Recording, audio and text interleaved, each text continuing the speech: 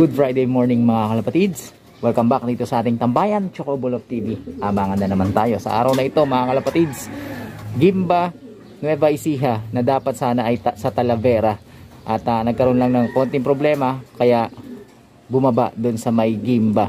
Time check tayo. Ayan, 8:35 ng umaga. Kung hindi magbabago yung bilis ng ating mga ibon sa mga nakaraang pauwian natin, na-expect natin na anytime pwede nang dumating yung ating mga alaga. So samahan niyo ako sa episode na ito. Tignan natin kung makakauwi pa ba yung ating mga alaga, ano magiging performance nila, at sa pagkakataong ito, sino sa kanila yung mauuna. Ang lahat ng mga kasagutan yan dito lang sa ating YouTube tambayan. Sa mga hindi pa nakapag-subscribe dyan, mag-subscribe na kayo, hit nyo na notification bell para updated kayo sa ginagawa nating kwentuhan, nakapupulutan ng mga kaalaman.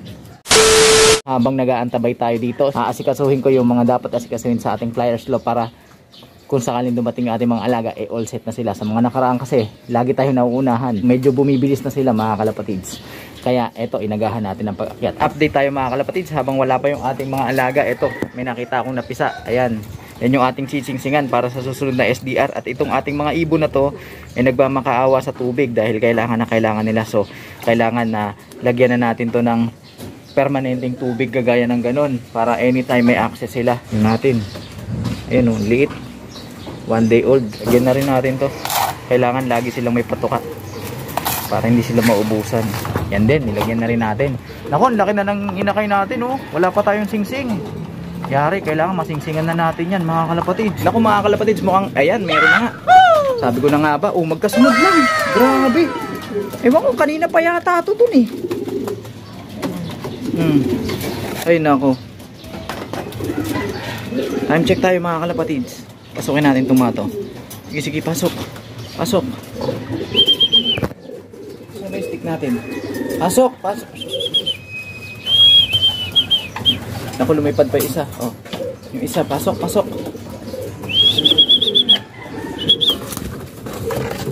Sabay, halos sabay mga kalapatids. Gumagaling na yung ating blue check ah. Time check. Ayan. Ano ba to? 8:44 ng umaga. So pasok ka na, pasok, pasok. Yan. Naku, ginugaw pa natin. Pasok na, pasok. Pasok, pasok. Yan, yan. Pasukin natin to. Pasok, pasok. Alright, para kalapatids. Pasok na yung ating mga ibon. Ayan ha, 8:44. Okay, so naghahanap na ng tubig. Nahuli na naman tayo mga kalapatids. So maglalagay na ako ng tubig dito. Electrolytes. Takpan natin. Alugin. Okay. Lagi tayo nauunahan ng ating mga ibon. Bumibilis na sila mga kalapatids. Hindi ko nakita yung paglanding nila kasi nakapokus tayo dun sa mga bagong pisang inakay natin. O, pwede na to. Ayan. Minom na yung ating mga alaga. Alright. Sige. And mamaya maya ay ito naman yung isa mga kalapatids. Ayan. So kanina yung dumating sila, wala akong napansing hingal sa kanila mga kalapatids. Halos sabay na sabay lang yung ating mga ibon. Wala akong narinig na gumalabog. Ang narinig ko na lang ay may naglalakad. So yun na nga, tinawag natin. 2 ibon, halos sabay yung ating mga alaga. Tignan nyo mga kalapatids, mukhang nakakaranas na to ng patig. Ayan, yung ibon na yan. Tignan nyo yung mata. Ayan. O, diba? So, kailangan pabawiin natin yung mga yan. At, i-recover na natin sila mga kalapatids. So, siguro ngayong summer 2025, ito yung unang pagkakataon na siseryosohin natin yung pag-recover sa ating mga alaga. Dahil kita nyo naman, kailangan na nito ng suporta. Sa puntong ito, nagsisimula na nilang maranasan yung kalbaryo ng liparan mga kalapatids. Kahawa ko lang sa kanila mga kalapatids, nakita ko nagsunog sila ng muscles, lalo na to. Medyo nangayayat yung ating mga alaga at medyo gumaan sila mga kalapatids. Kaya ito, nagbigay na ako nito mga kalapatids, pinansalubong na natin yung ating instant sugar para mabilis ang recovery. Obserbahan ko yung kanilang mga dumi, titignan natin kung lusak, kung basa, At kapag kabasa, alam nyo na mga kalapatid, susuguan natin sila ng digestive pill at bibigyan din natin sila ng garlic o bawang para na sa ganun diretso flushing na sa mga toxins na nag-build up sa kanilang katawan. Sa ganun, mabilis yung kanilang recovery. So tara, patuka na tayo mga kalapatids.